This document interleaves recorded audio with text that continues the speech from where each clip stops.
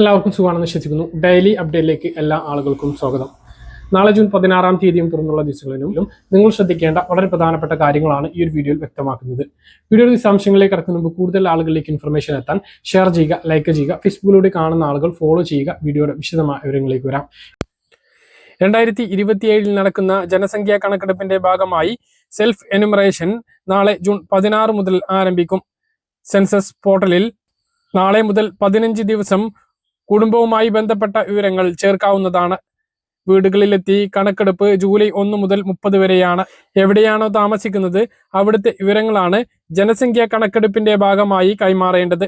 സ്വാതന്ത്ര്യ ലഭ്യതയ്ക്ക് ശേഷം നടക്കുന്ന 8ാമത്തെ ജനസംഖ്യാ കണക്കെടുപ്പാണ് നാളെ കേരളത്തിൽ തുടക്കം കുറിക്കുന്നത്. സെൻസസ് ചരിത്രത്തിൽ ആദ്യമായിട്ടാണ് ഡിജിറ്റൽ സംവിധാനം വഴി വിവരങ്ങൾ ചേർക്കാൻ അവസരം ലഭിക്കുന്നത്.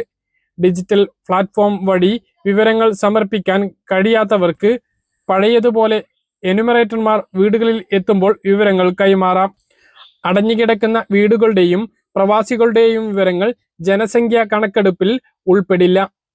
എവിടെയാണോ താമസം അവിടുത്തെ വിവരങ്ങളാണ് എന്യൂമറേറ്റർമാർ ശേഖരിക്കുക. സെൻസസ് വിവര ശേഖരങ്ങൾക്കായി 61,282 എന്യൂമറേറ്റർമാരെയും 10,189 സൂപ്പർവൈസർമാരെയും നിയോഗിച്ചിട്ടുണ്ട്. എന്യൂമറേറ്റർമാരായ സ്കൂൾ കോളേജ് അധ്യാപകർക്ക് ഡ്യൂട്ടി ക്രമീകരണം നൽകിയുള്ള തീരുമാനം വൈകാതെ ഉണ്ടാകും. ഹലോ, നമസ്കാരം. നമ്മളെ സ്ത്രീ സുരക്ഷാ പെൻഷന്റെ വല്ല അപ്ഡേറ്റ് ഉണ്ടോ എന്ന് അറിയാൻ വേണ്ടിട്ട്. ഇതുവരെ അപ്ഡേറ്റ് ഒന്നും വന്നിട്ടില്ല. പിന്നെ എന്താ ഫയൽ എന്താ പിടിച്ചു വെച്ചു, അങ്ങനെ ഇതൊക്കെ നിർത്തി എന്നൊക്കെ പറഞ്ഞ ദേശാഭിമാനിയിൽ ഒരു വാർത്ത ഉണ്ട്. അത് എവിടെ പിടിച്ചു വെച്ചത്? ഫയല് ധനവകുപ്പ് ഫയല് പിടിച്ചു വെച്ചു. ഞങ്ങൾക്ക് അറിയില്ല. ഞങ്ങൾക്ക് ഓർഡർ വന്നാലേ ഇവിടുന്ന് ഫണ്ട് കൊടുക്കാൻ പറ്റും. Okay, thank you. സംസ്ഥാനത്ത് ഇന്ന് ദേശാഭിമാനിയുടെ ഒരു കാർഡ് ഫേസ്ബുക്കിലൂടെ പ്രചരിക്കുകയും അത് വ്യാപകമായി ഷെയർ ചെയ്യുകയും ചെയ്തിട്ടുണ്ട്. സ്ത്രീ സുരക്ഷാ പെൻഷൻ നിർത്തുന്നു എന്ന തരത്തിലാണ് വാർത്ത വന്നത്.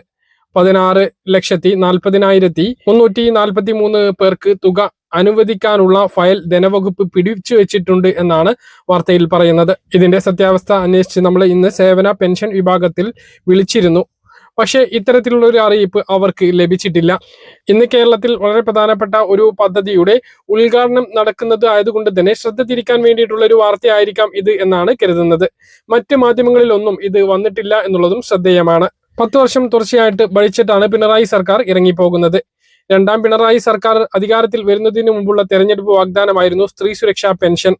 ഇത് നടപ്പിലാക്കിയത് ഭരണം തീരാൻ 2-3 മാസം ബാക്കി നിൽക്കെയാണ്. പഞ്ചായത്ത് ഇലക്ഷന് മുമ്പാണ് പദ്ധതി പ്രഖ്യാപിച്ചത്. അത് കഴിഞ്ഞ് 4 മാസങ്ങൾക്കപ്പുറം ഫെബ്രുവരി മാസത്തിൽ 2026 ഫെബ്രുവരി മാസത്തിൽ വിതരണം ചെയ്തു തുടങ്ങുകയും മാർച്ചോടുകൂടി നിർത്തലാക്കുകയും ചെയ്തു. ഏപ്രിൽ മാസത്തിലും മെയ് 9 തീയതി വരെയും പിണറായി സർക്കാരിന്റെ ഭരണകാലമാണ്. ഈ സമയത്തൊന്നും സ്ത്രീ സുരക്ഷാ പെൻഷൻ 3ാം ഗഡുവോ 4ാം ഗഡുവോ വിതരണം ചെയ്തില്ല. ഏപ്രിൽ മാസത്തിൽ കുടിശ്ശികയാക്കിയത് പിണറായി സർക്കാരാണ്. കേവലം 300 കോടി രൂപയാണ് ഇതിനു വേണ്ടിയിട്ട് വേണ്ടത്. ക്ഷേമ പെൻഷൻ എല്ലാം ആ മാസം വിഷുവിനോടനുബന്ധിച്ച് നേരത്തെ തന്നെ വിതരണം ചെയ്തതാണ്. എന്നിട്ടും സ്ത്രീ സുരക്ഷാ പെൻഷൻ പുതുതായി കൊണ്ടുവന്ന പദ്ധതി ആയിട്ട് പോലും വിതരണം ചെയ്തില്ല. കേവലം 300 കോടി രൂപ മാത്രം മതിയാകുന്ന പദ്ധതി വിതരണം ചെയ്യാതിരിക്കുമ്പോൾ ഖജനാവിൽ 5,200 കോടി രൂപ ബാക്കി വെച്ചു എന്ന് നമുക്ക് ധവളപത്രത്തിൽ നിന്നും വ്യക്തമാണ്. എന്നിട്ട് പോലും ഈ ഒരു പെൻഷൻ പദ്ധതി വിതരണം ചെയ്യാതെയാണ് പിണറായി സർക്കാർ ഇറങ്ങിപ്പോകുന്നത്. അതേ പാർട്ടിയുടെ പത്രത്തിൽ തന്നെയാണ് ഇന്ന് സ്ത്രീ സുരക്ഷാ പെൻഷൻ UDF സർക്കാർ നിർത്തുന്നു എന്ന തരത്തിലുള്ള വാർത്ത വരുന്നത്. ഇത് കണ്ട് പല സോഷ്യൽ മീഡിയ മാധ്യമങ്ങളും വ്യാപകമായിട്ടുള്ള പ്രചരണങ്ങളും വാർത്തകളും ഇതിൽ അംഗങ്ങളായിട്ടുള്ള ആളുകളെ സങ്കടപ്പെടുത്തുന്ന രൂപത്തിലുള്ള വാർത്തകളും ചെയ്യുന്നുണ്ട്. എന്നാൽ പദ്ധതി നിർത്തിയതായിട്ടുള്ള അറിയിപ്പ് സർക്കാരിന്റെ ഭാഗത്തു നിന്ന് ഇതുവരെ ഉണ്ടായിട്ടില്ല. പദ്ധതിയുടെ തുക UDF സർക്കാർ അധികാരത്തിൽ വന്നതിന് ശേഷം നൽകിയിട്ടില്ല എന്നുള്ളത് സത്യമാണ്. UDF സർക്കാർ അധികാരത്തിൽ വന്നിട്ട് 18 തീയതി ആകുമ്പോഴേ 1 മാസം തികയുകയുള്ളൂ. ഇതിനു മുമ്പുണ്ടായിരുന്ന LDF സർക്കാർ കൊണ്ടുവന്നിട്ടുള്ള പുതിയ പദ്ധതിയായിട്ട് പോലും 2 മാസം ഇത് വിതരണം ചെയ്യാതെ, അതായത് കുടിശ്ശിക വരുത്തിക്കൊണ്ടാണ് ഇറങ്ങിപ്പോയിട്ടുള്ളത്. പദ്ധതി ഇനി തുടരുകയാണ് എങ്കിൽ അത് UDF സർക്കാർ പുതുതായിട്ട് വീണ്ടും തുടങ്ങേണ്ടതുണ്ട്. അത് നമുക്ക് ബജറ്റ് വരെ കാത്തിരിക്കാം. എന്തായാലും പദ്ധതി നിർത്തുമോ ഇല്ലയോ എന്ന് നമുക്ക് ഇപ്പോൾ കൃത്യമായിട്ട് പറയാനാകില്ല. നയപ്രഖ്യാപന പ്രസംഗത്തിലും ഈ പദ്ധതിയെക്കുറിച്ചുള്ള വിവരങ്ങളൊന്നും ഇല്ല. സ്ത്രീ സുരക്ഷാ പെൻഷൻ പദ്ധതിയിലേക്ക് പുതിയ ഫണ്ട് വകയിരുത്തുമോ എന്നുള്ളതാണ് നമ്മൾ കാത്തിരിക്കുന്നത്. 19-ാം തീയതി വെള്ളിയാഴ്ച കഴിഞ്ഞാലേ ഇക്കാര്യത്തിൽ വ്യക്തമായിട്ടുള്ള സൂചന ലഭിക്കൂ. കണക്ട് ടു വർക്ക് സ്കോളർഷിപ്പിന്റെ കാര്യത്തിലും അങ്ങനെ തന്നെയാണ്. ഇതുമായി ബന്ധപ്പെട്ട് പെൻഷൻ വിഭാഗവുമായി ബന്ധപ്പെട്ടിരുന്നു ആ ഒരു ഫോൺ കോളാണ് നിങ്ങൾ വീഡിയോയുടെ ആദ്യത്തിൽ കേട്ടത്. ഇതേക്കുറിച്ച് നിങ്ങളുടെ അഭിപ്രായങ്ങൾ കമന്റ് ആയിട്ട് രേഖപ്പെടുത്തുക. പദ്ധതി തുടരണം എന്ന് തന്നെയാണ് UDF സർക്കാരിനോട് താഴ്മയായിട്ട് അപേക്ഷിക്കാനുള്ളത്. UDF സർക്കാരിന്റെ ഇന്ദിര ഗ്യാരണ്ടികളിലെ പ്രധാനപ്പെട്ട ഒരു വാഗ്ദാനമായിരുന്ന സ്ത്രീകൾക്കുള്ള സൗജന്യ യാത്രയുടെ സംസ്ഥാനതല ഉദ്ഘാടനം മുഖ്യമന്ത്രി VD സതീശൻ തിരുവനന്തപുരത്ത് വെച്ച് നിർവഹിച്ചു. സംസ്ഥാനത്തെ എല്ലാ ഡിപ്പോകളിലും അതാത് സ്ഥലങ്ങളിലെ ജനപ്രതിനിധികൾ ചേർന്ന് ഉദ്ഘാടനവും നിർവഹിച്ചിട്ടുണ്ട്. KSRTCയുടെ ഓർഡിനറി വിഭാഗത്തിൽപ്പെടുന്ന 7 തരം ബസ്സുകളിൽ അതിൽ സൂപ്പർ ഫാസ്റ്റ് വരും, ടൗൺ ടു ടൗൺ ബസ് വരും. ഇവയിലെല്ലാം സൗജന്യമായിട്ട് സ്ത്രീകൾക്ക് യാത്ര ചെയ്യാവുന്നതാണ്. യാത്ര ചെയ്യുമ്പോൾ ശ്രദ്ധിക്കേണ്ട ചില കാര്യങ്ങളുണ്ട്, അതാണ് ഇനി പറയുന്നത്.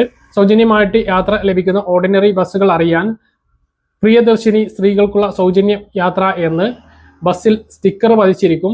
സംസ്ഥാനത്ത് താമസിക്കുന്ന മുഴുവൻ സ്ത്രീകൾക്കും, അതായത് അന്യ സംസ്ഥാനത്തുള്ള സ്ത്രീകളാണ് എങ്കിൽ പോലും സൗജന്യ യാത്ര ഉണ്ട്. അതുപോലെ തന്നെ ട്രാൻസ്ജെൻഡർ വുമണുകൾക്കും ഉണ്ട്. പക്ഷെ സ്ത്രീകളോടൊപ്പമുള്ള ആൺകുട്ടികൾ ഉണ്ടെങ്കിൽ 12 വയസ്സ് വരെ പകുതി ടിക്കറ്റ് എടുക്കണം. 12 വയസ്സിന് മുകളിലാണെങ്കിൽ ഫുൾ ടിക്കറ്റും എടുക്കണം. ലഗേജ് ട്രാൻസ്പോർട്ടിന് സ്ത്രീകൾക്ക് 15 കിലോമീറ്റർ വരെ സൗജന്യമായിരിക്കും.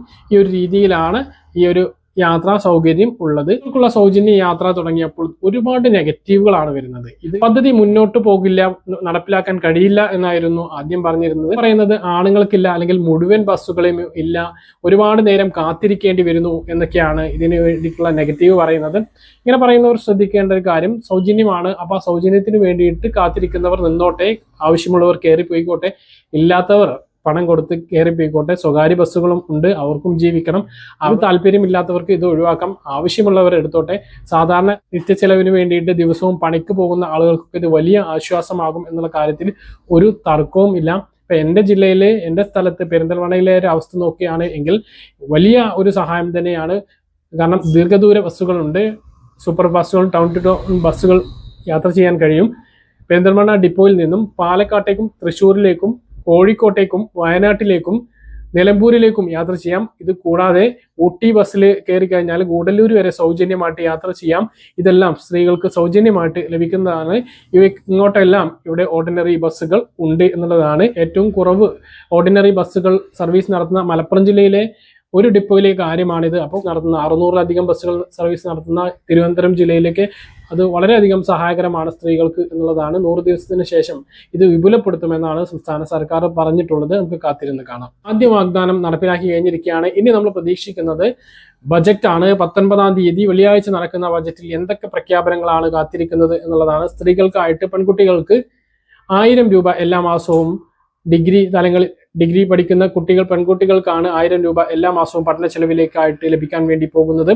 ഇത് കൂടാതെ 5 ലക്ഷം രൂപ പലിശരഹിത ഈടുരഹിത വായ്പ യുവാക്കൾക്ക് നൽകുമെന്ന് പറഞ്ഞിട്ടുണ്ട്. സ്ത്രീ സുരക്ഷാ പെൻഷൻ കഴിഞ്ഞ സർക്കാർ ഏപ്രിൽ മാസത്തോട് കൂടിയിട്ട് നിർത്തിപ്പോയ പദ്ധതിയാണ്. മാർച്ച് മാസത്തിൽ മാത്രമാണ്, ഫെബ്രുവരിയിലും മാർച്ചിലും മാത്രമാണ് കഴിഞ്ഞ സർക്കാർ അത് തുടങ്ങിയിട്ട് നൽകിയത്. ഏപ്രിൽ മാസത്തിൽ അത് നൽകിയില്ല. 5000 കോടിയിലധികം ഖജനാവിൽ ഉണ്ടായിട്ട് പോലും 300 കോടി രൂപ മാത്രം മതിയായിരുന്ന സ്ത്രീ സുരക്ഷാ പെൻഷൻ പിണറായി സർക്കാർ നൽകാതെയാണ് ഇറങ്ങിപ്പോയത്. ആ ഒരു പദ്ധതി വീണ്ടും തുടങ്ങുമോ എന്നുള്ള ആകാംക്ഷയോടുള്ള കാത്തിരിപ്പാണ്. ഇപ്പോൾ സൈറ്റ് ആക്റ്റീവാണ്, അതുകൊണ്ട് വീണ്ടും തുടങ്ങും എന്നാണ് പ്രതീക്ഷിക്കുന്നത്. പെൻഷനാണ്, വിധവാ പെൻഷൻ, അവായ്ത പെൻഷൻ വാങ്ങുന്നവർ, അതുപോലെ തന്നെ മറ്റ് പെൻഷൻ വാങ്ങുന്ന സ്ത്രീകൾ, ഇവർക്കെല്ലാം സഹായകരമാണ്. ഇപ്പൊ നിലവിൽ 2000 രൂപ പെൻഷനാണ് ക്ഷേമ പെൻഷൻ ലഭിക്കുന്നത്. അത് 200 രൂപയെങ്കിലും വർദ്ധിപ്പിച്ച് 2200-ലേക്ക് എത്തുമെന്നാണ് നമ്മൾ ഈ ഒരു ബജറ്റിൽ പ്രതീക്ഷിക്കുന്നത്. നമുക്ക് കാത്തിരുന്ന് കാണാം എങ്ങനെയാണ് കാര്യങ്ങൾ പോകുന്നത് എന്ന്. ബജറ്റിന്റെ നമ്മൾ ആകാംക്ഷയോട് കൂടിയിട്ടാണ് കാത്തിരിക്കുന്നത്. ആദ്യ പദ്ധതി, ആദ്യ ഗ്യാരണ്ടി ഇപ്പോൾ നടപ്പിലാക്കിയിരിക്കുകയാണ്. പറഞ്ഞ കാര്യങ്ങൾ കൃത്യമായിട്ട് മനസ്സിലാണെന്ന് വരുന്നു. ഇതുപോലെ ഇൻഫർമേഷൻ ലഭിക്കാൻ ചാനൽ സബ്സ്ക്രൈബ് ചെയ്യുക, ബെൽ ഐക്കൺ എനേബിൾ ചെയ്ത് വെക്കുക. മറ്റൊരു വീഡിയോ നമുക്ക് കാണാം. ദൂരെ.